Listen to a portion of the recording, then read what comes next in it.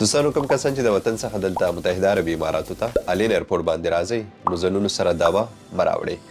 سره ځینې هیوادوالو معلومات شریک کړل چې دوی تیر پرواز کې له کابل څخه الین ته راغلي وو، په هغې کې ځینو سره دوا ورسره وه. نو کله چې هغه ورسره ولیدی شوه دغو کسانو ته تر 2500 درهم پورې مخالفه ورکړه. دوا خو ورسره پرېښوستی شو خو مخالفه یې 2500 درهم ورکړه. په داسې صورت کې چې دوی سره ټولې نقصې موجودې وي، هغه ټپه شوي وي، هغې باوجود هم دوی ته مخالفه ورکړه. دلته الین ایرپورټ قوانین څه وایي؟ وایي کم کسان چې دوا راوړي نو هغې نقصه یا کومه پرچه چې ده هغه باید د متحده عربي اماراتو سفارت لخوا تایید شوي وي.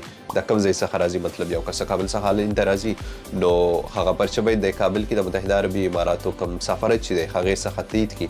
نقصه یادومه نو بیا ځان سره دوا راوړي.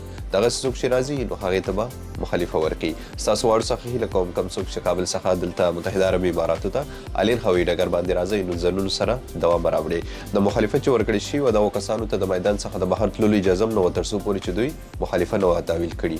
نو تاسو هم ځانونو سره احتیاط کوئ. د نورو داسې معلوماتو لپاره احمد ټایمز تعقیبوئ.